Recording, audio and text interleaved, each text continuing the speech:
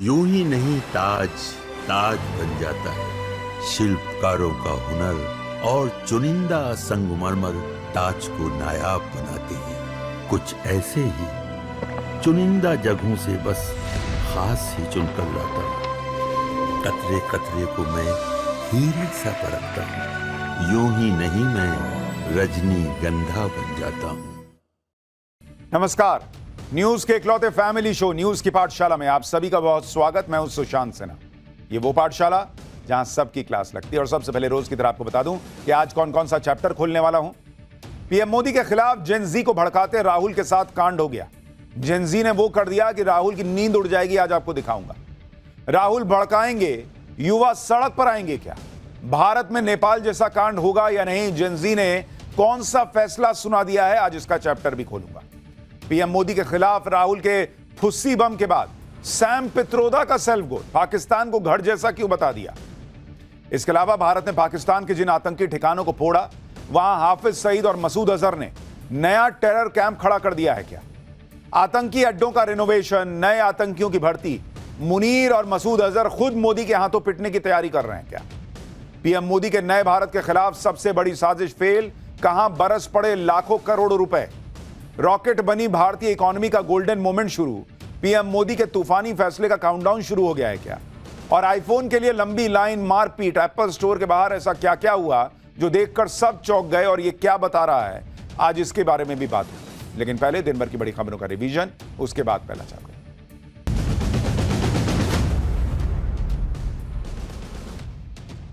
पटना में शिक्षक बहाली को लेकर आज जबरदस्त प्रदर्शन हुआ। राज्य के अलग अलग जिलों से हजारों की संख्या में शिक्षक अभ्यर्थी पटना पहुंचे और सीएम आवास को घेरने के लिए मार्च निकालना शुरू किया। ये लोग 1,20,000 सीट्स पर बहाली की मांग कर रहे हैं। अभ्यर्थियों का कहना है कि सीएम नीतीश कुमार चुनाव से पहले शिक्षक बहाली की घोषणा कर चुके हैं और चुनाव की तारीख घोषित होने के बाद यह वादा पूरा नहीं हो पाएगा। अजीत पवार की एनसीपी में उनकी पत्नी सुनेत्रा पवार को बड़ी भूमिका दे दी गई है। पार्टी में नए सिरे से बनाई गई समितियों में अजीत पवार की पत्नी को सिंहगढ़ समिति का अध्यक्ष बनाया गया है, जो कि चुनावी रणनीति पर मंथन करेगी। इसके अलावा नवाब मलिक को भी अहम भूमिका दी गई। बॉलीवुड अभिनेत्री दिशा पाटनी के घर के बाहर हुई फायरिंग मामले में 2 नाबालिग शूटर अरेस्ट हो गए। इन शूटर्स ने 11 सितंबर को दिशा के घर के बाहर फायरिंग की थी, जिनसे पूछताछ के दौरान खुलासा हुआ कि इन्हें फेसबुक के जरिए फायरिंग के लिए रिक्रूट किया गया था। इस फायरिंग मामले में कुल 4 शूटर शामिल थे, जिनमें 2 मुठभेड़ में ढेर हो गए थे। पुलिस जांच में पता चला है कि इस फायरिंग की पूरी साजिश विदेश में बैठे कुख्यात गैंगस्टर गोल्डी बराड़ और रोहित गोदारा ने रची थी। माफिया मुख्तार अंसारी का छोटा बेटा उमर अंसारी अब जेल से बाहर आएगा। इलाहाबाद हाईकोर्ट ने उमर अंसारी की जमानत अर्जी मंजूर कर ली है। उमर अंसारी पर जब्त जमीन को कोर्ट से छुड़वाने के लिए फर्जी दस्तावेज और अपनी मां के फर्जी हस्ताक्षर करने का आरोप है। इस मामले में गाजीपुर की कोर्ट ने उमर अंसारी को सजा सुनाई थी, लेकिन अब उसे हाईकोर्ट ने जमानत दे दी। लॉरेंस बिश्नोई गैंग ने पुर्तगाल में अपने विरोधी गैंग के रोमी और प्रिंस के ठिकाने पर फायरिंग का दावा किया है। लॉरेंस गैंग में से जुड़े गैंगस्टर रणदीप मलिक ने सोशल मीडिया पर एक पोस्ट में दावा किया है और पोस्ट में गैंग की तरफ से लिखा गया है कि रोमी और प्रिंस पाकिस्तान के साथ ड्रग्स का बिजनेस करते हैं, इसलिए उन्हें निशाना बनाया गया है।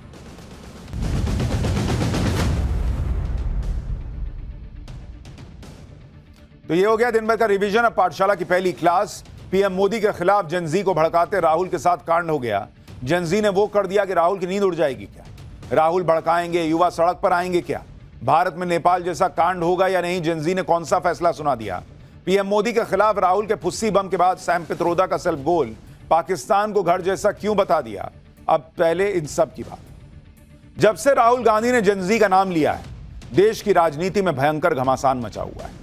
बीजेपी अब खुलकर कह रही है कि राहुल गांधी का असली एजेंडा तो यही है कि नेपाल और बांग्लादेश जैसे हालात भारत में बना दो। नेपाल में जिस तरह से जेन जी ने विद्रोह करके सरकार गिरा दी, क्या वैसा ही कुछ राहुल गांधी के दिमाग में पक रहा है? लेकिन अगर ऐसा कुछ है तो यह प्लान राहुल गांधी को ही उल्टा पड़ सकता है, क्योंकि फेक नैरेटिव बनाकर नरेंद्र मोदी को हराने का अब तक का कोई भी पैतरा राहुल गांधी या इंडी गठबंधन का काम नहीं आया। बॉस, आप पिछले 11 साल का बैकग्राउंडर देख लीजिए। नरेंद्र मोदी के खिलाफ जो फेक नैरेटिव उनके विपक्षी लेकर आए, सब फेल हो गए। भाई राफेल का मुद्दा लेकर आए, चौकीदार चोर कहने लगे। लोकसभा में दूसरी बार नरेंद्र मोदी को पब्लिक ने जिता के भेजा कि हमको विश्वास है भाई, चोर नहीं आदमी। संविधान का मुद्दा बनाया, संविधान आरक्षण को खतरे में बताया। मोदी तीसरी बार पीएम बन गए। राहुल गांधी और इंडी गठबंधन के इस फेक नैरेटिव की कहानी यहीं खत्म नहीं हुई। एक के बाद एक ऐसा होता चला, कभी अडानी अंबानी, कभी अडानी हिंडनबर्ग, कभी नरेंद्र सरेंडर, कभी डेड इकोनॉमी। नरेंद्र मोदी के खिलाफ फेक नैरेटिव की आंधी चलाकर देख ली गई, लेकिन नरेंद्र मोदी टस से मस नहीं हुए। नरेंद्र मोदी का कुछ भी ये लोग बिगाड़ नहीं पाए। मोदी चुनाव पर चुनाव जीतते चले गए। अब वोट चोरी का नैरेटिव ये लोग लेकर आए और इसी में अब धीरे से जेनजी को जोड़ लिया गया। लेकिन 24 घंटे के अंदर वोट चोरी के नैरेटिव की धज्जियां उड़ गईं। 24 घंटे के अंदर ही जेनजी ने जवाब भी दे दिया। पाठशाला में राहुल गांधी के जेनजी वाले दाव का उल्टा रिजल्ट आ गया है। इस रिजल्ट में राहुल गांधी पास हुए या फेल आज आपको दिखाऊंगा। जेनजी राहुल गांधी को लेकर क्या सोचता है, नरेंद्र मोदी को लेकर क्या सोचता है जेनजी। अलग अलग शहरों से नवभारत ने ग्राउंड रिपोर्ट दर्ज की है। जेनजी से बात कर तैयार की है यह ग्राउंड रिपोर्ट कि क्या वो सड़क पर आएगा। इसके अलावा आपको राहुल गांधी के राजनीतिक गुरु सैम पित्रोदा के नए कांड के बारे में भी बताऊंगा। लेकिन पहले राहुल गांधी के जेनजी वाले बयान पर जो बवाल मचा है उसकी एक झलक देखिए। मैं देश के कॉन्स्टिट्यूशन की रक्षा कर रहा हूं, संविधान की रक्षा कर रहा हूं।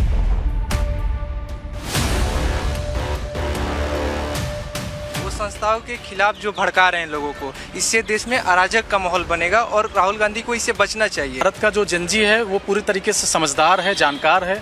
उसको पता है कि सबसे ज्यादा नेपोटिज्म और सबसे ज्यादा भ्रष्टाचार किस सरकार में हुआ। राहुल गांधी जानबूझकर लोकतंत्र को कमजोर कर रहे हैं, देश में अराजकता फैलाना चाहते हैं। जेनजी के आंदोलन को यदि वो उठाना चाहते हैं तो हम तो राहुल गांधी के साथ हैं। पूरी गांधी फैमिली देश छोड़ती हुई नजर आएगी। नेपाल जैसी जब क्रांति आएगी, राहुल गांधी का घर फूंक दिया जाएगा। आपके करीबी सैम पित्रोदा पाकिस्तान को अपना घर कह रहे हैं, आप चुप क्यों हैं? यानी जेनजी को लेकर भयंकर सियासी बवाल मचा हुआ है। और यह बवाल इसलिए मचा है क्योंकि जेनजी में वो ताकत है जिसके सामने बड़ी बड़ी सरकारें पस्त होती दिखी। नेपाल में क्या हुआ हाल में, ये सबने देखा है। नेपाल में जो हुआ उसके बाद से ही इंडी गठबंधन भी जेनजी का नाम लेने लगा था। इंडी गठबंधन सोच रहा था कि भारत में भी जेनजी सड़क पर आ जाए तो भाई नरेंद्र मोदी के खिलाफ इंडी गठबंधन का काम बन जाएगा। और इसी में राहुल गांधी ने कल जेनजी का जिक्र कर दिया अपने ट्वीट में। राहुल गांधी ने कल जेनजी का नाम लेकर कहा था कि यही लोग संविधान और लोकतंत्र बचाएंगे और वो जेनजी के साथ हमेशा खड़े हैं। लेकिन सवाल तो यह है कि क्या जेनजी राहुल गांधी के साथ खड़ा है? जेनजी को लेकर आज हमने राहुल गांधी के नए दाव का टेस्ट भी किया, जिसका रिजल्ट अभी आपको थोड़ी देर में दिखाऊंगा। यह भी बताऊंगा कि जेनजी राहुल गांधी के बारे में क्या सोचता है। लेकिन पहले आपको दिखाता हूं कि राहुल गांधी के जेनजी वाले बयान पर उनकी सियासी क्लास कैसे लग गई। भाई राहुल गांधी की एक ही दिक्कत है, ना वो चल पा रहे ना उनके मुद्दे चल पा रहे। बीजेपी ने राहुल गांधी को क्या कहा एक बार सुनिए, फिर आपको कांग्रेस क्या जवाब दे रही है वो भी सुनवाता हूं। इसके अलावा जो अभी नेपाल और बांग्लादेश में हुआ है, जिसके साथ की राहुल गांधी अपने आप को जोड़ना चाहते हैं, दोनों जगह पर जेनजी क्या कह रहा है? हम परिवारवाद के खिलाफ हैं, परिवारवादी पार्टी के खिलाफ हैं। परिवारवाद कहां है? मोदी जी तो परिवारवादी नहीं है। मोदी जी तो ग्राउंड से जो है लड़ाई करके आए हैं, यहां ऊपर उठकर आए हैं। मैं जब आपके सामने बोल रहा हूं, मेरे परिवार में तो कोई सांसद विधायक नहीं है, मैं भी एक छोटे से गांव से उठकर जो है यहां आया हूं। जेनजी के आंदोलन को यदि वो उठाना चाहते हैं तो हम तो राहुल गांधी के साथ हैं।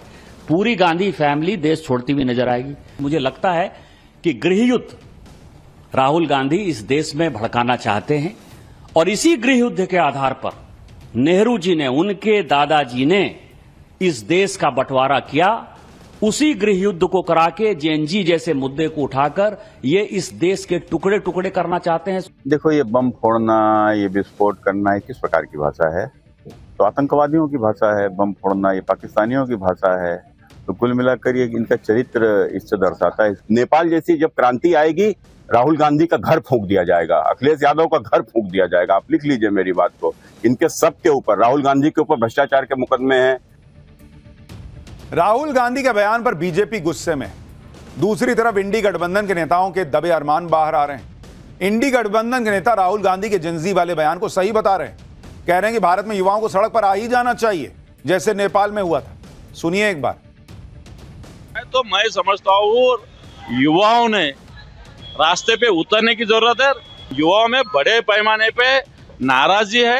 अन्याय की भावना निर्माण हुए। मैं समझता हूँ युवा आने वाले समय में नेपाल जैसा रास्ते पे उतरेंगे। ये एक ऐसा क्रिटिकल क्षण है हमारे लोकतंत्र के लिए कि अगर हमने सारी चीजें दुरुस्त नहीं की तो ये भरभरा के गिर जाएगा। भरभरा के इन लोगों की पॉलिटिक्स गिर गई है बॉस, और इसलिए इनको आखिरी उम्मीद दिख रही है कि किसी तरह सड़क पे आंदोलन हो जाए, कुछ नेपाल उपाल जैसा माहौल बन जाए तो फिर आए इनको आनंद। राहुल गांधी ने जेनजी का नाम लिया और नेपाल से जोड़कर रही सही कसर इंडी गठबंधन के नेताओं ने पूरी कर दी। राहुल गांधी के बयान पर विवाद हुआ तो कांग्रेस ने कहा कि उन्होंने कुछ गलत नहीं कहा है। कांग्रेस को कुछ गलत दिख ही नहीं रहा भाई। सुनिए कांग्रेस क्या कह रही है, फिर बताऊंगा जेनजी ने आज राहुल गांधी को कैसे तगड़ा जवाब दे दिया। संविधान बचाना, लोकतंत्र बचाना, वोट चोरी बचाना क्या देश के संविधान के खिलाफ है, लोकतंत्र के खिलाफ है? पर भाजपा अपने दामन में झांक के देखते हैं तो उनको नजर आती है वोट चोरी। राहुल गांधी कुछ भी कर दें, कांग्रेस वालों को कुछ गलती दिखती ही नहीं। कांग्रेस किस लेवल की पॉलिटिक्स कर रही है उसे उसमें भी कोई गलती नहीं दिखती। पीएम मोदी के मां को लेकर एआई वाला वीडियो डाले थे, इनमें इन लोगों को उसमें भी कुछ गलती नहीं दिख रही थी। हाईकोर्ट ने हटवा ना दिया वीडियो। राहुल गांधी जेनजी वाला दांव चल रहे थे, लेकिन 24 घंटे में यह दांव फेल हो गया। जेनजी से जुड़े एक चुनाव में राहुल गांधी और कांग्रेस को झटका लग गया। आज दिल्ली विश्वविद्यालय छात्र संघ का चुनाव था, उसके नतीजे जारी हुए जिसमें बीजेपी के छात्र संगठन एबीवीपी को शानदार जीत हासिल हुई। दिल्ली विश्वविद्यालय के छात्रों ने 4 में से 3 सीटें एबीवीपी को दे दी और राहुल गांधी की कांग्रेस और उसके छात्र संगठन एनएसयूआई को सिर्फ 1 सीट मिली। एबीवीपी के विनिंग कैंडिडेट ने जमकर जश्न मनाया। समर्थकों ने जीते हुए कैंडिडेट्स को कंधे पर उठाकर जुलूस निकाला। आप देखिए जेनजी बीजेपी के एबीवीपी को जिता रहा है बॉस। जेनजी क्या चाहता है राहुल गांधी देखिए कैसे जीत के बाद माहौल बना हुआ। दिल्ली विश्वविद्यालय छात्र संघ के चुनाव में रिजल्ट आ चुका है। 3 सीटें एबीवीपी जीती है, वहीं 1 सीट जो है वह एनएसयूआई जीती है। दिल्ली विश्वविद्यालय के छात्रों ने एक ऐतिहासिक निर्णय दिया। आप देखिए कि दिल्ली विश्वविद्यालय के छात्र आज राष्ट्रवादी विचारधारा के साथ है। बस यही कहना चाहूंगा कि बहुत खुश हूँ, सब लोगों ने बहुत साथ दिया और बहुत भारी बहुमत से जीते हैं। जो वादे आप लोगों के थे पूरे होंगे? बिल्कुल बिल्कुल, कल से काम पे। किस तरीके से लोगों की बड़ी तादाद यहाँ पर पहुंची है और पूरे विश्वविद्यालय के कैंपस में इस वक्त जश्न का माहौल है, एबीवीपी के लोगों की तरफ भी और साथ ही साथ यहाँ पे जश्न का माहौल है। कांग्रेस और उसके छात्र संगठन के लिए नतीजे बहुत ही निराश करने वाले हैं, क्योंकि कांग्रेस को युवाओं से उम्मीद थी कि भाई वो राहुल गांधी को सुन रहे होंगे तो एनएसयूआई को जिताएंगे, बात मानेंगे उनकी। लेकिन युवाओं ने तो उल्टा काम कर दिया। आप देखिए डूसू चुनाव में अध्यक्ष पद के लिए एबीवीपी के आर्यन मान जीते। आर्यन मान को कुल 28,841 वोट मिले। दूसरे नंबर पर एनएसयूआई जोसलिन चौधरी रही, उनको 12,645 वोट मिले। उपाध्यक्ष पद के लिए एनएसयूआई के राहुल झांसला जीते, उनको 29,339 वोट मिले, जबकि एबीवीपी के गोविंद तंवर को 20,547। सचिव पद के चुनाव में एबीवीपी के कुणाल चौधरी को जीत मिली, उनको 23,779 वोट मिले। एनएसयूआई के कबीर को 19,117 वोट मिले। संयुक्त सचिव के चुनाव में भी एबीवीपी की दीपिका झा जीत गई। दीपिका झा को 21,825 वोट मिले। एनएसयूआई के लवकुश भड़ाना को 17,380 वोट मिले। यानी दिल्ली यूनिवर्सिटी छात्र संघ के चुनाव में बीजेपी के एबीवीपी ने बम्पर जीत हासिल की और राहुल गांधी की एनएसयूआई का पत्ता साफ होते होते बचा मात्र 1 सीट मिली। लेकिन कांग्रेस कल तक ऐसे ऐसे दावे कर रही थी कि एनएसयूआई 4 सीट जीत जाएगी। इसे राहुल गांधी के हाइड्रोजन बम से जोड़ रही थी कि मोदी जी को 2 धमाकेदार गिफ्ट मिलेंगे जिससे वो बर्थडे मनाना भूल जाएंगे। सुनिए कैसी कैसी बातें कर रहे थे ये लोग। फिर आपको बताता हूं कि नवभारत के कैमरे पर देश के जेनजी ने राहुल गांधी के लिए क्या मैसेज भेजा है। इस बार हम 4 सीटें जीतने वाले हैं। वैसे भी आज एक हाइड्रोजन बॉम्ब का धमाका हो रहा है, जो मोदी जी को ऐसी गिफ्ट मिलेगी कि शायद वो अगली बार अपना जन्मदिन मनाना भूल जाएं। एक आज राहुल गांधी देने वाले हैं और कल एनएसयूआई की 4 सीट जीतकर हम एक और उन्हें बर्थडे गिफ्ट देंगे। अगली बार से बर्थडे मनाते हुए भी वो 2 बार सोचेंगे। ये लोग इतना बोल जाते हैं कि फिर उसको यू टर्न लेना भी मुश्किल है कि मोदी जी बर्थडे मनाना भूल जाएंगे। 4 सीट एनएसयूआई जीत जाएगी। एक बड़ी मुश्किल से आई है। आज जब नतीजे आए तो बीजेपी ने कांग्रेस की क्लास लगा दी। बीजेपी ने कहा कि एनएसयूआई सिर्फ उपाध्यक्ष पद की सीट ही जीत पाई है और वहां भी जो जीता है वो एबीवीपी का पूर्व कार्यकर्ता है। राहुल गांधी को अपने घर से 10 किलोमीटर के दायरे के अंदर ही बेहद तगड़ा रियलिटी चेक मिल गया है। एबीवीपी की जीत से बीजेपी गदगद है। गृह मंत्री अमित शाह ने एबीवीपी को जीत की बधाई दी। कहा कि दिल्ली विश्वविद्यालय छात्र संघ चुनाव में एबीवीपी की प्रचंड जीत पर परिषद के कार्यकर्ताओं को बधाई। यह जीत युवाओं की राष्ट्र प्रथम की विचारधारा में अटूट विश्वास का प्रतिबिंब है। इस विजय से परिषद की छात्र शक्ति को राष्ट्र शक्ति में परिवर्तित करने की यात्रा को और गति मिलेगी। देखिए, वैसे तो यह एक छात्र संघ का चुनाव था, लेकिन चूंकि राहुल गांधी इंडी गठबंधन वाले जेन-जी, नेपाल ये वो कर रहे थे, इसलिए इसकी महत्ता जो है वो बढ़ गई कि देखिए जेन-जी क्या सोच रहा है। डूसू चुनाव में हार राहुल गांधी के लिए झटका है, क्योंकि राहुल गांधी जेन-जी वाला फेक नैरेटिव नरेंद्र मोदी के खिलाफ बनाने में जुटे हैं। लेकिन इस हार की फजीहत को ढकने के लिए एनएसयूआई भी वही बहाना बनाने लगी जैसा राहुल गांधी ने उपराष्ट्रपति का चुनाव हारने पर किया था। कल वोटिंग खत्म होने के बाद से ही एनएसयूआई के कैंडिडेट वोट चोरी का आरोप लगाने लगे।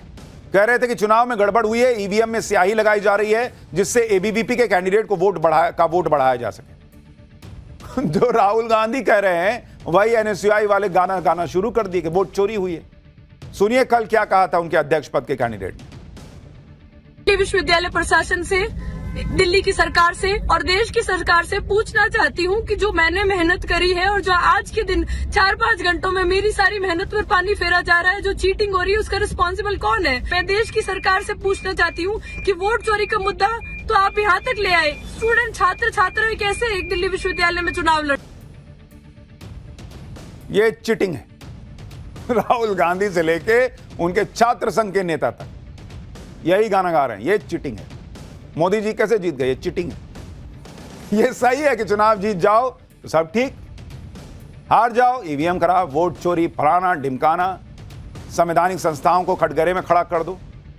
बॉस पब्लिक नहीं पसंद कर रही, राहुल गांधी को नहीं समझ में आ रहा, कांग्रेस को नहीं समझ में आ रहा। ये जेन-जी बता रहा है बॉस कि ये सब नहीं चलेगा। बीजेपी राहुल गांधी पर भड़की हुई है, कह रही कि राहुल गांधी देश का माहौल बिगाड़ना चाहते हैं। बीजेपी वालों को सुन लीजिए, फिर मैं आपको दिखाता हूं नवभारत ने जो देश भर के अलग अलग जेन-जी से पूछा है सवाल कि क्या वो सड़क पर आएंगे, क्या लोकतंत्र खतरे में है, राहुल गांधी के बारे में वो लोग क्या सोचते हैं, वो पूरी रिपोर्ट आपको दिखाऊंगा। पहले सुनिए बीजेपी वालों। क्या कहना चाहते हैं राहुल गांधी? आप कहना क्या चाहते हैं कि एक जेन-जे के नाम पर देश में आप अराजकता फैलाना चाहते हैं? ये बहुत गंभीर सवाल है और ये पूरा ट्वीट किया गया और उनका इकोसिस्टम ने जेन-जे के नाम से ट्वीट करना शुरू किया। ये बहुत गंभीर विषय है। राहुल गांधी जानबूझकर लोकतंत्र को कमजोर कर रहे हैं, देश में अराजकता फैलाना चाहते हैं। राहुल गांधी फ्रस्ट्रेशन में है, हताशा में, और मैंने पहले भी कहा था ये नकल सब, कभी मोदी जी का नकल करेंगे, कभी जैन जेट की बात करेंगे, ये अर्बन नक्सल बनना चाहते हैं। राहुल गांधी ने कल जो जेन-जी वाला दाव चला था उस पर हमने देश के युवाओं से भी बात की। ये वो युवा हैं जिनको जेन-जी कहा जाता है। इन्हीं से राहुल गांधी ने लोकतंत्र और संविधान बचाने की अपील की थी। कहते मेरा काम नहीं है, तो युवाओं का काम है सड़क पर उतर के लोकतंत्र बचाना। इनके हिसाब से राहुल गांधी की बातों पर दिल्ली के युवा क्या सोच रहे हैं, पहले उसको सुनिए, फिर आपको देश के अलग अलग हिस्सों के युवाओं की बात सुनाऊंगा। वो संस्थाओं के खिलाफ जो भड़का रहे हैं लोगों को, इससे देश में अराजक का माहौल बनेगा और राहुल गांधी को इससे बचना चाहिए। और जेन-जी को जिस तरीके से वो भड़का रहे हैं, तो सबसे पहले जेन-जी का तो ये कर्तव्य बनता है कि राहुल गांधी के खिलाफ ही खड़े हो। जिस तरीके से उनका वंशवाद को लेकर वो लोग आगे बढ़ रहे हैं, पूरे कांग्रेस में सबसे ज्यादा काबिल वही इंसान है क्या? यहाँ का युवा राष्ट्र प्रथम की भावना से सोचता है और जिस राष्ट्र प्रथम में उसके लिए सबसे पहले देश आता है। और हम अधिकार बोध की नहीं, कर्तव्य बोध की बात करते हैं। राहुल गांधी अपना कर्तव्य कर रहे हैं कि नहीं, सबसे पहले उनको इस विषय में सोचना चाहिए। भारत में ऐसा कुछ भी नहीं होगा। उसका 2 रीजन है। पहला बात कि भारत का जो जेन-जी है वो पूरी तरीके से समझदार है, जानकार है। उसको पता है कि सबसे ज़्यादा नेपोटिज्म और सबसे ज़्यादा भ्रष्टाचार किस सरकार में हुआ था और किस परिवार में होता है, वो सब कुछ जानता है। कोई भी जेन-जी इतना बेवकूफ़ नहीं है आज के टाइम पे कि राहुल गांधी जैसे पॉलिटिशियन को सपोर्ट करे। और जो वो बात करते हैं वोट चोरी की, सबसे पहले उनसे पूछो जाके कि वोट चोरी का जो उनकी हिस्ट्री है वोट चोरी की, तो वो तो उन्होंने ही स्टार्ट करी थी। भाई दिल्ली क्या जेंजी कह रहा है कि इतने बेवकूफ न बैठे हम लोग कि राहुल गांधी ने कह दिया वोट चोरी और हम मान लिया और हम सड़क पर आ जाएंगे। इसी तरह से हमने मुंबई में कॉलेज स्टूडेंट्स और जेंजी से राहुल गांधी के बारे में सवाल पूछा। मुंबई के युवाओं ने राहुल गांधी को ही सबसे बड़ा नेपो किड बता दिया। इन युवाओं ने कहा कि वो देश के संविधान और लोकतंत्र का पूरा भरोसा करते हैं। राहुल गांधी को अपनी पॉलिटिक्स खतरे में लग रही है, इसलिए वो ये सारी बातें कर रहे हैं। ये जेंजी कह रहा है, सुनिए मुंबई के जेंजी को। डेमोक्रेसी और संविधान तो बिल्कुल ऐसा है नहीं कि वो खतरे में है।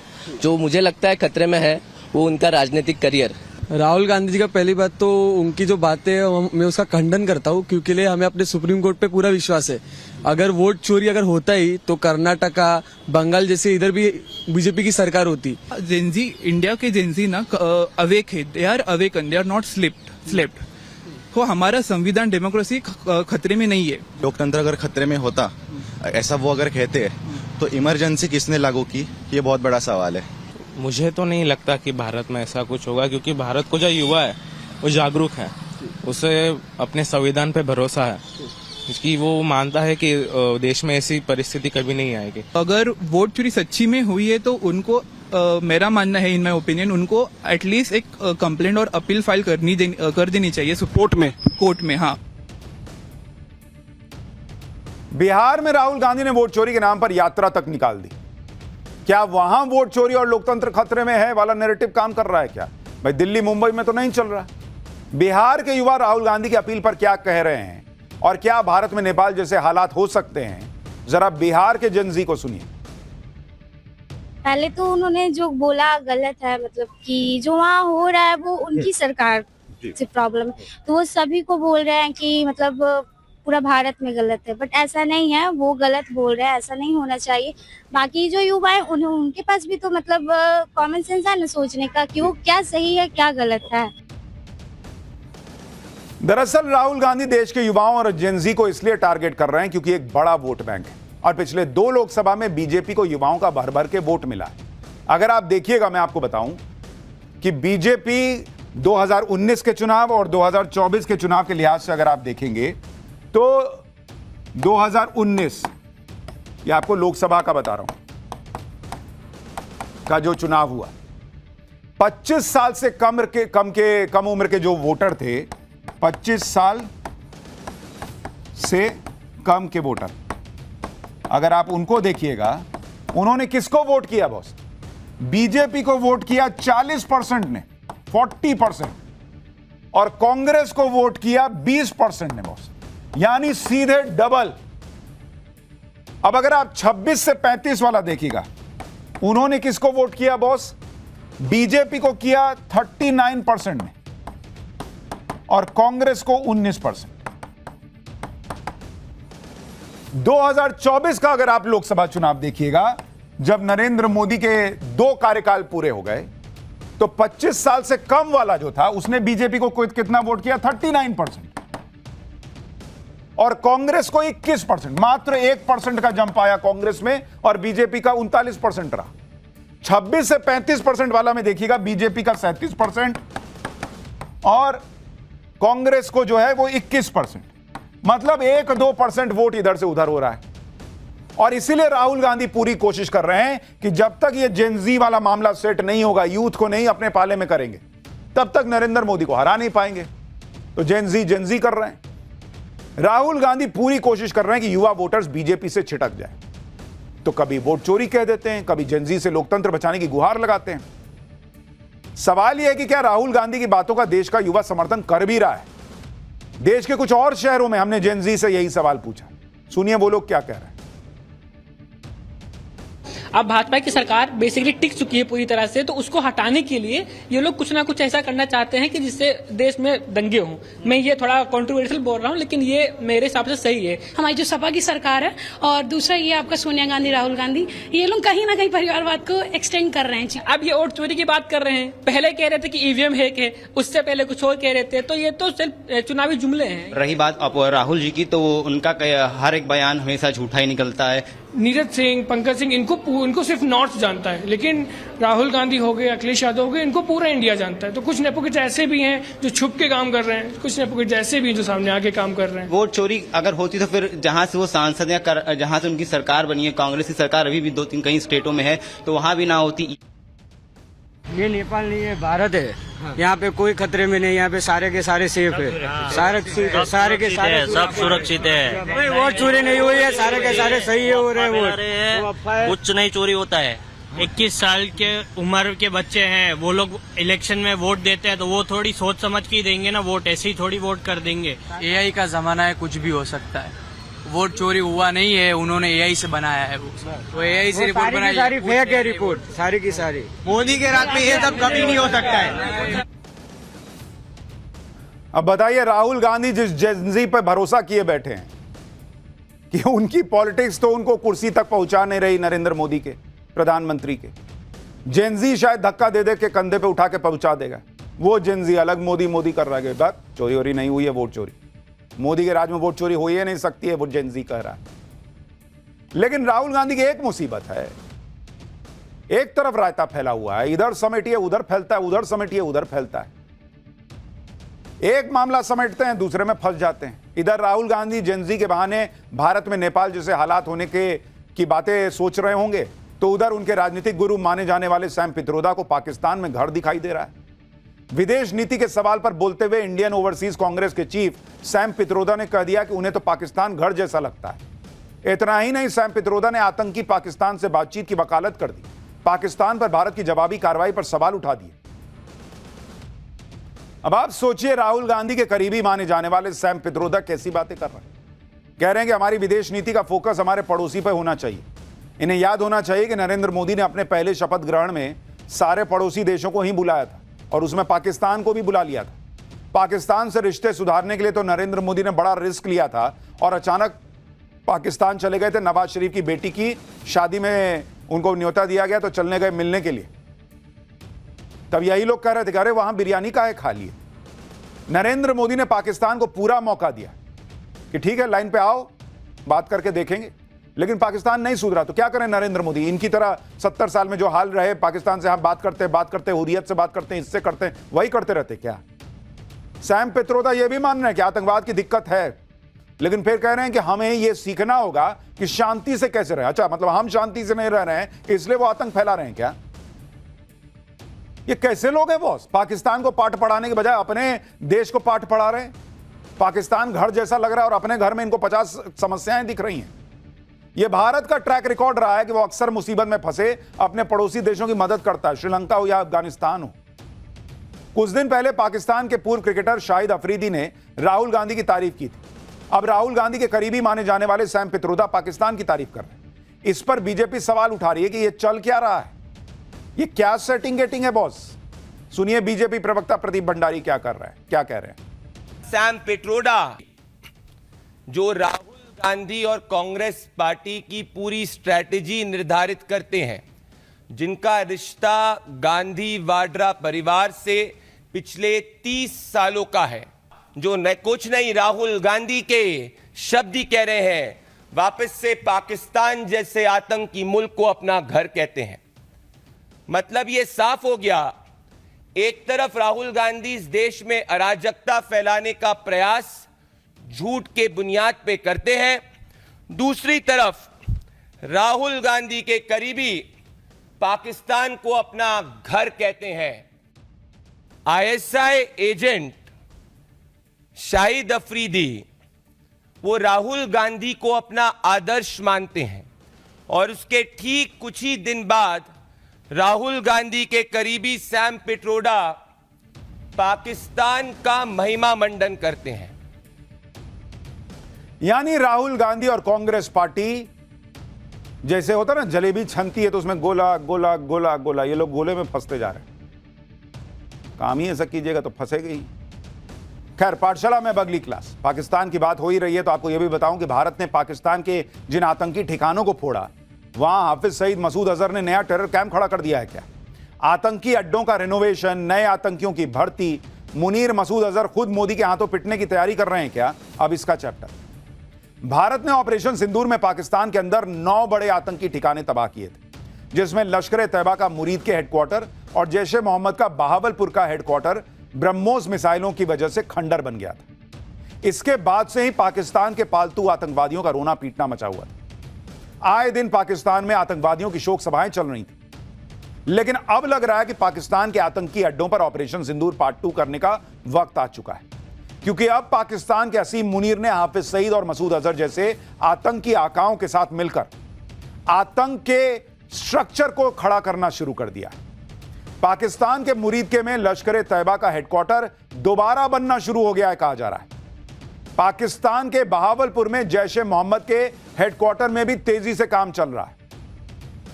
उधर जैश और लश्कर के आतंकी कमांडर पूरे पाकिस्तान में घूम घूम कर आतंकियों की भर्ती की रैली कर रहे हैं, और यह कोई चोरी छिपे नहीं हो रहा बॉस। असीम मुनीर की शय पर खुला खेल चल रहा है पाकिस्तान में।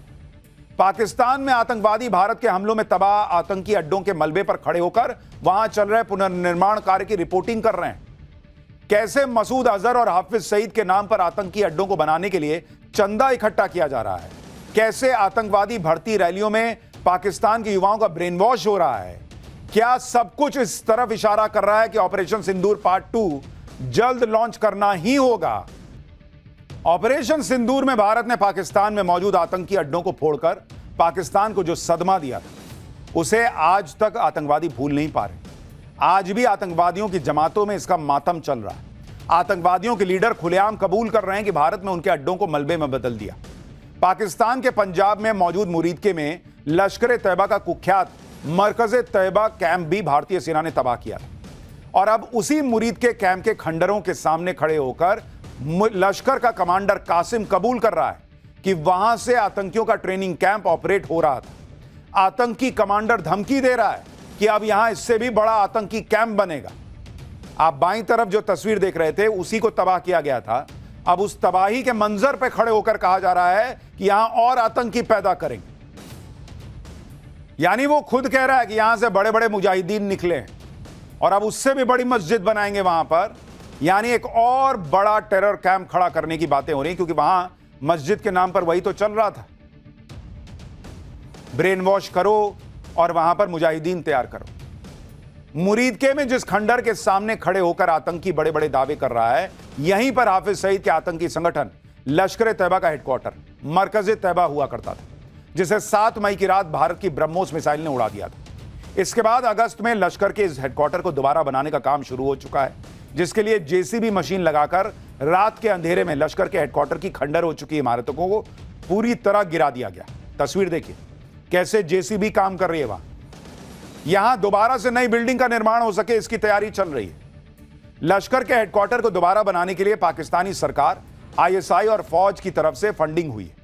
हाफिज सईद चाहता है कि फरवरी 2026 तक लश्कर का यह हेडक्वार्टर दोबारा बनकर तैयार हो जाए। लश्कर आतंकियों का चीफ ट्रेनर मौलाना अबू जर और कमांडर यूनुस शाह बुखारी इसकी निगरानी कर रहे हैं। लश्कर के हेडक्वार्टर को दोबारा से खड़ा करने में असीम मुनीर पर्सनली इंटरेस्ट भी ले रहा है। खबर तो यह भी है कि पाकिस्तान सरकार को बाढ़ राहत के लिए आईएमएफ से जो रिलीफ फंड मिला था, उसके 4 करोड़ रुपए भी धीरे से निकालकर असीम मुनीर ने मुरीदके में लश्कर हेडक्वार्टर बनाने में लगा दिए कि जाओ भाई बनाओ।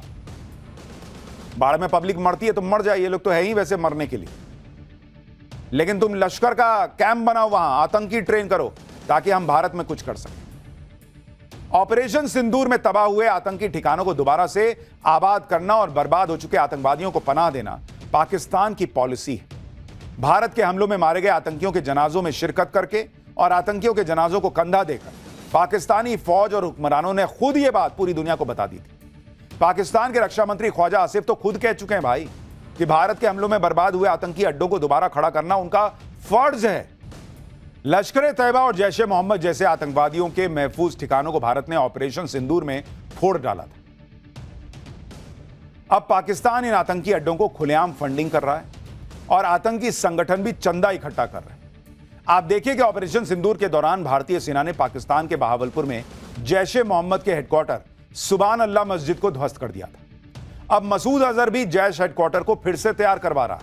इसके साथ ही जैश ए मोहम्मद पूरे पाकिस्तान में मस्जिदों के नाम पर 313 टेरर ट्रेनिंग कैंप भी बनवा रहा है। इसके लिए जैश ए मोहम्मद ने 391 करोड़ रुपए चंदा जुटाने का टारगेट सेट किया है, जिसका जिम्मा मसूद अजहर ने अपने भाई तलहा अल सैफ को सौंपा हुआ है कि तुम पैसा लाओ, उससे हम लोग बनाएंगे और फिर आतंकी तैयार करेंगे। आपको दिखा रहा हूं कि मस्जिदों के निर्माण के नाम पर जैश ए मोहम्मद कैसे टेरर कैंप्स के लिए चंदा खोरी में जुटा हुआ है। यह तस्वीर देखिए, यह वो चंदा रसीद है जो जैश पूरे पाकिस्तान में काट रहा है। यह चंदा रसीदें मस्जिद मरम्मत के नाम पर काटी जा रही हैं, लेकिन चंदे की रकम का इस्तेमाल जैश के अड्डे को तैयार करने में हो रहा है। लेकिन सवाल यह है कि 21,000 रुपया और 2500 रुपया ये भिखारी पाकिस्तान में ये दे कौन रहा है? 50,000 का भी किसी ने चंदा काट दिया है कि कौन दे रहा है भाई 50,000 पाकिस्तान में, जहां आटे के लिए मार मच जाती है। चंदे के लिए जैश ए मोहम्मद अपने आका मसूद अजहर के नाम का खुलेआम इस्तेमाल कर रहा है। एक और चंदे की रसीद देखिए, इसमें बाकायदा मसूद अजहर का नाम लिखा हुआ है। उसे हजरत अमीर अल मुजाहिदीन यानी मजहबी युद्ध का नेता बताया गया है। एक तरफ पाकिस्तान में आतंकी अड्डों का रिनोवेशन और रिकंस्ट्रक्शन चल रहा है, दूसरी तरफ आतंकी संगठन खुलेआम भर्ती अभियान चला रहे हैं। जैसे ये वीडियो देखिए, पाकिस्तान के खैबर पख्तूनख्वा में जैश ए मोहम्मद ने एक बड़ी भर्ती रैली की। इसे मजहबी रैली के नाम पर आयोजित किया गया, लेकिन इसका असल मकसद जैश के शोहदाए इस्लाम ट्रेनिंग कैंप के लिए भर्ती करना था। इस रैली में युवाओं की भीड़ देखिए, जिन्हें जैश का टॉप कमांडर मसूद इलियास कश्मीरी बरगला रहा है, कट्टरपंथी भाषण देकर उनका ब्रेन वॉश कर रहा है। जरा मंच का वीडियो देखिए, इलियास कश्मीरी की सिक्योरिटी में बंदूकें लेकर गार्ड खड़े हैं, जिनमें से कुछ के चेहरों पर नकाब है जो जैश के आतंकी थे, और कुछ पाकिस्तानी फौज और पुलिस की वर्दी में भी, यानी फौज और पुलिस भी आतंकी भर्ती रैली को सुरक्षा दे रही थी। ये कोई लॉजिक है बॉस? कह रहा है कि भारत से लेकर अमेरिका से लेकर नेटो देश से लेकर रशिया तक किसी एक आदमी का जिक्र हो रहा है तो वो मसूद अजहर का रहा है। अरे भाई, उसको टेररिस्ट के तौर पर डिस्कस किया जा रहा है। कोई उसको शांति पुरस्कार, नोबेल पुरस्कार देने के लिए डिस्कस कर रहे हैं क्या? ये तो वो वाली बात हो गई कि गली में एक कोई कुत्ता है जो सबको काट रहा है, तो फलाने बंगले से लेकर फलाने बंगले तक देख रहे हैं उस कुत्ते का जिक्र चल रहा है जो गली में सबको काटता फिर रहा। अरे भाई, वो काट रहा है इसलिए जिक्र हो रहा है, उसको कोई सम्मान थोड़ी दे रहा है, कोई घर में ले जाके पालना थोड़ी चाह रहा है। भारत के ऑपरेशन सिंदूर ने पाकिस्तान के आतंकवादियों को खून के आंसू रुला दिया, लेकिन अब जिस तरह से पाकिस्तान में असीम मुनीर और शहबाज शरीफ की शय पाकर हाफिज सईद और मौलाना मसूद अजहर सिर उठा रहे हैं, ऐसा लग रहा है कि भारत का ऑपरेशन सिंदूर जो होल्ड पर है उसे दोबारा स्टार्ट करने का वक्त जल्दी ही आने वाला है। और अभी कल ही भारत के chief of defence staff general Anil Chauhan ने कहा है कि ऑपरेशन सिंदूर का पार्ट 2 पहले से कई गुना ज्यादा ताकतवर होगा। तो पाकिस्तान तो खुद अपनी कब्र खोद रहा है भाई। सुनिए सीडीएस ने क्या कहा था। There would be a number of lessons for the Army, Navy and Air Force, even space and cyber, in how we conducted operations, whether there is more coordination required, more coordination within that particular domain or inter-domain coordination. So there are hundreds of lessons which we all have taken into account and trying to put in place so that next time we do things, we'll do it much better than what we did this time. Pakistan को हाफिज सईद और मसूद अजहर जैसे आतंकवादी और उनके आतंकी संगठन बड़े अच्छे लगते हैं, क्योंकि इनके जरिए वो भारत में आतंकी हमले करवाता है। लेकिन इसी पाकिस्तान को बलूचिस्तान लिबरेशन आर्मी से डर लगता है, क्योंकि बीएलए बलूचिस्तान में पाकिस्तानी फौज के अत्याचारों का विरोध करती है। इसलिए पाकिस्तान ने चीन की मदद से संयुक्त राष्ट्र सुरक्षा परिषद यूएनएससी में बीएलए को आतंकी संगठन घोषित करने के लिए प्रस्ताव पेश किया, लेकिन ऐसा करके पाकिस्तान खुद एक्सपोज हो गया। अमेरिका, ब्रिटेन और फ्रांस ने इस प्रस्ताव को खारिज कर दिया। यूएनएससी में कहा गया कि बीएलए को आतंकी संगठन घोषित करने के लिए कोई ठोस वजह नहीं है। फ्रांस और ब्रिटेन ने कहा कि बीएलए के अलकायदा और आईएसआईएस के साथ संबंध के कोई सबूत नहीं है।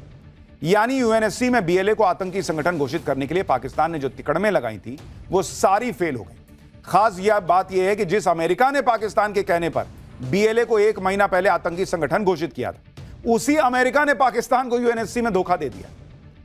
तो जैसा देश है वैसे उसके दोस्त हैं।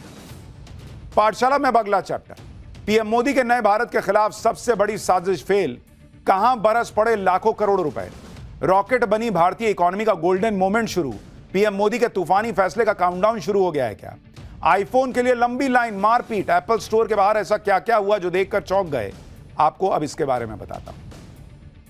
पिछले कुछ समय से भारत की इकोनॉमी के पीछे कई लोग पड़े। इनका मकसद भारत की इकोनॉमी को टारगेट करना रहा है। और हमने आपको पाठशाला में फैक्ट्स के साथ, सबूतों के साथ यह समझाया था कि इन लोगों को लगता है कि नरेंद्र मोदी को कुर्सी से नीचे उतारना है, तो जिस इकोनॉमी को इन्होंने रॉकेट बना रखा है, जो दुनिया में कोई नहीं कर पा रहा, उस इकोनॉमी को धक्का मारो। भारत की इकोनॉमी को जिस तरह से नरेंद्र मोदी ने मजबूत बना दिया, उस इकोनॉमी को टारगेट करके ये नरेंद्र मोदी और भारत को कमजोर करना चाह रहे थे। लेकिन पीएम मोदी के नए भारत के खिलाफ सबसे बड़ी साजिश फेल हो चुकी। लाखों करोड़ रुपए बरस रहे हैं, इकोनॉमी का गोल्डन मोमेंट शुरू हो गया है। भारत की इकोनॉमी को जो लोग डेड बता रहे थे, वो लोग अब सच्चाई का सामना कर रहे हैं और भारत की ताकत को देख रहे हैं। ट्रंप का टैरिफ बम हो या राहुल गांधी का डेड इकोनॉमी वाला नैरेटिव, सबको आज तगड़ा जवाब मिल गया। भारत की जिस इकोनॉमी को डेड इकोनॉमी बताया जा रहा था, वो न सिर्फ बम हो रही है, बल्कि निवेशकों को एक ही दिन में हजारों करोड़ का मुनाफा हो गया। जो ट्रंप भारत को धमका रहे थे, टैरिफ का डर दिखा रहे थे, आज की डेट में उनके तेवर एकदम ठंडे पड़ गए। अमेरिका भारत पर लगाया टैरिफ बम या टैरिफ कम करने की बातें कर रहा है। और इस सब के बीच पीएम मोदी के भारत के खिलाफ बहुत बड़ी साजिश जो फेल हुई, उसने भारत को एक और बूस्ट दिया है। एक बहुत बड़ी खबर आई कि अमेरिकी कंपनी हिंडनबर्ग के आरोपों पर मार्केट रेगुलेटर सेबी ने अडानी ग्रुप को क्लीन चिट दे दी। यह वही हिंडनबर्ग है जिसकी रिपोर्ट दिखा दिखाकर राहुल गांधी और कांग्रेस संसद ठप कर देती थी। नरेंद्र मोदी और गौतम अडानी पर हमले होते थे। यह वही हिंडनबर्ग है जिसने भारत की मार्केट और उसके उद्योगपति को टारगेट कर भारत की इकोनॉमी को बर्बाद करने के लिए पूरा जोर लगाया, जिससे नरेंद्र मोदी भी कमजोर पड़ जाए। लेकिन अब जबकि हिंडनबर्ग पर भी ताला लग गया है और इसकी रिपोर्ट भी डस्टबिन में जा चुकी है, तो विपक्ष के मुंह में दही जम गया है। हिंडनबर्ग के केवल आरोप के आधार पर गौतम अडानी पर एक्शन की मांग के लिए आसमान सिर पर उठाने वाले राहुल गांधी एकदम शांत हैं। लेकिन अडानी ग्रुप के शेयर रॉकेट बन गए बॉस। रॉकेट बनी भारतीय इकोनॉमी का गोल्डन मोमेंट शुरू हो चुका है। और पीएम मोदी के तूफानी फैसले का काउंटडाउन कैसे शुरू हुआ है, आईफोन के लिए लंबी लाइन में क्या हुआ है, सब दिखाऊंगा।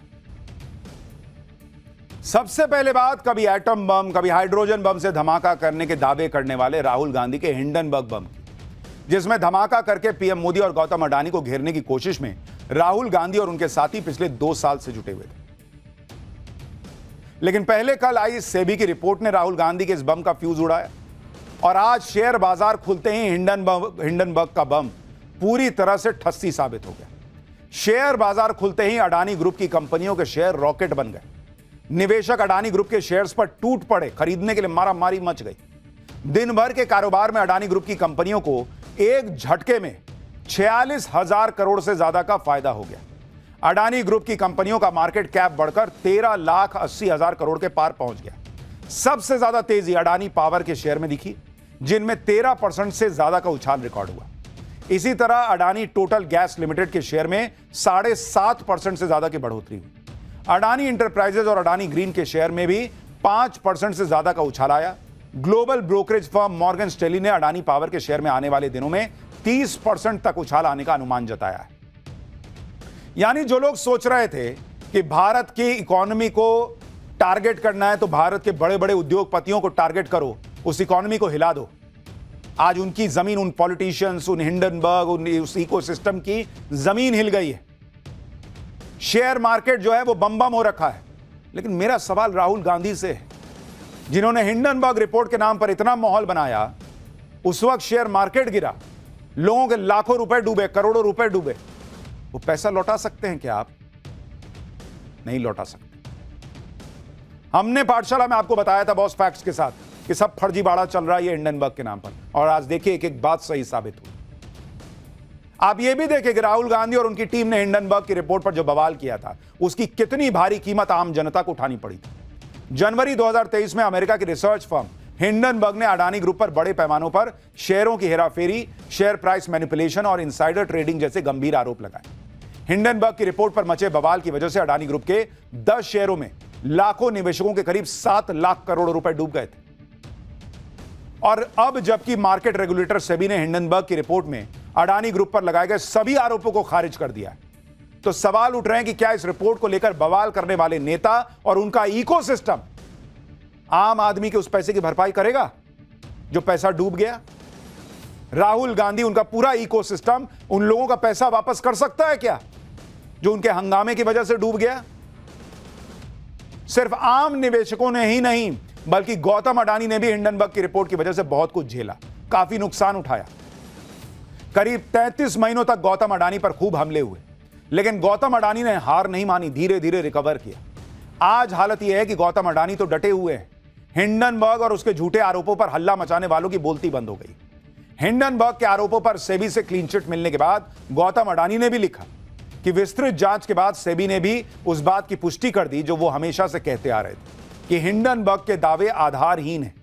पारदर्शिता और ईमानदारी हमेशा से अडानी समूह की पहचान रहे हैं। आगे गौतम अडानी ने लिखा कि वो उन निवेशकों का दर्द महसूस करते हैं जिन्होंने इस धोखाधड़ी और गलत इरादे से पेश रिपोर्ट के कारण पैसा गंवाया। जो लोग झूठी बात फैलाते हैं उन्हें देश से माफी मांगनी चाहिए। आप यह भी देखिए कि सेबी से अडानी ग्रुप को क्लीन चिट मिल चुकी है। सुप्रीम कोर्ट की तरफ से नियुक्त एक्सपर्ट पैनल मान चुका है कि हिंडनबर्ग के आरोपों में दम नहीं है। लेकिन कांग्रेस का हाल देखिए, हाथ से बड़ा मुद्दा निकलता देख उसने हिंडनबर्ग की रिपोर्ट पर सेबी की क्लीन चिट को आधा सच बता दिया। सुनिए अभी भी कांग्रेस के नेता क्या कह रहे हैं। एक नैरेटिव फैलाया जा रहा है कि गौतम अडानी को क्लीन चिट मिल गई, मानो वो सारे आरोपों से बरी हो गए, बिल्कुल पाक साफ हो गए। ऐसा नहीं है, यह अर्धसत्य है, यह झूठ है। अडानी जी को 2 मामलों में राहत मिली है, 22 मामलों में अभी भी कोई राहत नहीं मिली है, अभी भी लंबित है वो संगीन जुर्म के मामले। कुछ नहीं हो सकता इन लोगों का। अडानी ग्रुप के शेयर तो हिंडनबर्ग से लगे झटके को पीछे छोड़ चुके हैं। अब यह भी देखिए कि पीएम मोदी ने देश के अब तक के सबसे बड़े रिफॉर्म की मदद से कैसे इकोनॉमी को डबल डोज की पावर मिलने का रास्ता साफ कर दिया। 22 सितंबर से जीएसटी रिफॉर्म लागू होने वाले हैं। वित्त मंत्री निर्मला सीतारमण के मुताबिक जीएसटी रिफॉर्म से देश की इकोनॉमी में करीब 2 लाख करोड़ रुपए एक्स्ट्रा आएंगे, क्योंकि जीएसटी दर कम होने की वजह से देश के लोगों के पास ज्यादा पैसा बचेगा जिसे वो खर्च कर पाएंगे। वित्त मंत्री ने बताया कि जीएसटी के 12% वाले स्लैब में जो 99% सामान थे अब वो सीधे 5% के स्लैब में आ गए, जबकि 28% के स्लैब में आने वाला 90% सामान अब 18% वाले स्लैब में आ गया है, क्योंकि 12 और 28% वाले स्लैब खत्म किए जा चुके हैं।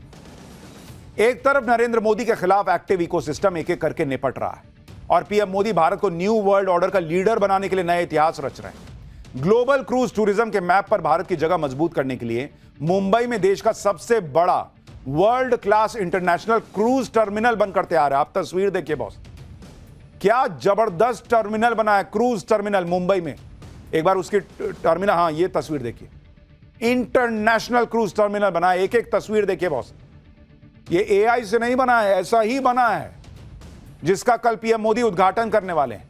इस क्रूज टर्मिनल का निर्माण क्रूज भारत मिशन के तहत किया गया है, जिसमें दुनिया भर के बड़े बड़े क्रूज पहुंचेंगे। इस वर्ल्ड क्लास क्रूज सेंटर की खासियत भी आपको बताता हूं। Mumbai international cruise terminal 4,15,000 square feet से ज्यादा इलाके में तैयार किया गया है। मॉडर्न सुविधाओं से लैस क्रूज टर्मिनल हर रोज 10,000 और हर साल 10 लाख यात्रियों को हैंडल कर सकता है। इस क्रूज टर्मिनल में एक बार में 5 क्रूज शिप आ सकते हैं। क्रूज टर्मिनल में यात्रियों की सुविधा के लिए 72 चेक इन और इमिग्रेशन काउंटर बनाए गए हैं। इसकी पार्किंग में 300 से ज्यादा गाड़ियां खड़ी करने की क्षमता है। इस वर्ल्ड क्लास क्रूज टर्मिनल को तैयार करने में 556 करोड़ रुपए की लागत आई। अब जब भारत की बात कर रहे हैं और भारत किस तरह से इकोनॉमी के मामले में एकदम बम्पर परफॉर्मेंस दे रहा है, ऐसे में जरूरी है यह बात करना कि भारत के लोग क्या कर रहे हैं। भारत में एप्पल स्टोर के बाहर से चौंकाने वाली तस्वीरें देखनी चाहिए। आज भारत में भी एप्पल का आईफोन 17 सीरीज बिक्री के लिए मार्केट में आ गया। आईफोन 17 खरीदने के लिए रात से ही एप्पल स्टोर्स के बाहर लंबी लंबी लाइन लग गई बॉस। ये देखिए, मारा पीटी हो गई, पहले मैं। भीड़ इतनी ज्यादा हो गई कि आईफोन के खरीदारों को काबू करना मुश्किल हो गया भाई। राहुल गांधी डेड इकोनॉमी बता रहे थे, यहां लोग देखिए लाइन में रात से खड़े हैं पैसा लेके कि लाओ ना पहले मेरे को दो। मुंबई में तो एप्पल स्टोर के बाहर आईफोन खरीदने के लिए जुटे लोगों के बीच हाथापाई हो गई। तस्वीरें सोशल मीडिया पर वायरल हैं, बवाल हो गया, कमेंट्स की बाढ़ आ गई। एक यूजर ने लिखा कि मुंबई में आईफोन 17 के लिए ऐसी धक्का मुक्की हुई जैसे फोन नहीं मोक्ष बट रहा हो। एक यूजर ने लिखा, जेनजी एप्पल आईफोन के लिए ऐसे लड़ रहा है जैसे यही उसकी ऑक्सीजन है। दिल्ली में भी आईफोन के लिए एप्पल स्टोर के बाहर लंबी लंबी लाइन दिखी। दिल्ली में एप्पल स्टोर के बाहर से हमारे सहयोगी की एक रिपोर्ट देखी। और इस फोन को लेके ऐसी दीवानगी क्यों है, इस पर बात करने के लिए हम लोगों से सीधा बात करते हैं जो लोग यहाँ पे लाइन में लगे, जिनकी यहाँ पे प्री बुकिंग है। सर क्या नाम है आपका? पुलकित फोन लेने आए आप? या राइट। प्री बुकिंग थी? या। कब बुक कराया था? 12। क्या करते हैं आप? स्टडी करता हूँ। स्टडी करते हैं। क्या दीवानगी है इस फोन को लेकर आपकी? हर बार जब भी नया लॉन्च होता है हर बार लेता हूँ। तो किस मोड पे ले रहे हैं? EMI पे ले रहे हैं, कैश ले रहे हैं, क्रेडिट कार्ड पे ले रहे हैं? क्रेडिट कार्ड से कैश। क्रेडिट कार्ड से ले रहे हैं। क्या खास बताया जा रहा है, क्या फीचर्स बताया जा रहा है इस फोन को लेकर? फीचर्स तो मैं देखता नहीं, हर बार जब भी नहीं आता मैं लेता हूँ। आईफोन की दीवानगी। कुछ लोग ये भी सवाल उठा रहे हैं कि पीएम मोदी के स्वदेशी के मंत्र के बीच लाखों लोग विदेशी आईफोन पर खर्च कर रहे हैं। ऐसे लोगों को यह पता होना चाहिए कि यह पीएम मोदी का ही मेक इन इंडिया मुहिम का असर है कि आईफोन बनाने वाली अमेरिकी कंपनी एप्पल ने भारत को अपना बड़ा मैन्युफैक्चरिंग हब बना लिया है। भारत में ही अब आईफोन 17 समेत सारे मॉडल्स तैयार हो रहे हैं, जिसमें फॉक्सकॉन और टाटा अहम पार्टनर हैं। भारत में आईफोन का प्रोडक्शन बहुत तेजी से बढ़ा है और कई देशों को एक्सपोर्ट किया जा रहा है। इस साल यानी 2025-26 में 6 करोड़ यूनिट्स तक उत्पादन पहुंचने की उम्मीद है, जबकि 2024-25 में यह आंकड़ा 3.5 से लेकर 4 करोड़ यूनिट्स तक था। भारत में एप्पल जिस हिसाब से निवेश कर रहा है, उससे डोनाल्ड ट्रंप की भी टेंशन बढ़ी हुई है। ट्रंप कई बार एप्पल के मालिक टिम कुक को बोल चुके हैं कि भारत में प्रोडक्शन कम करो, अमेरिका लौटो। वो कह रहा ना भाई, हम तो भारत में बनाएंगे, बढ़िया पैसा कमाएंगे। लेकिन ये तस्वीरें आप देखिए बॉस, डेड इकोनॉमी की तस्वीरें हैं ये, so called dead economy. Rahul Gandhi देखें, जिस जेनजी से वो उम्मीद कर रहे हैं कि उनके लिए वो सड़क पर आएगा, वो लाइन में खड़े होकर आईफोन खरीद रहा है, सेल्फी लेके भेजेगा राहुल गांधी को।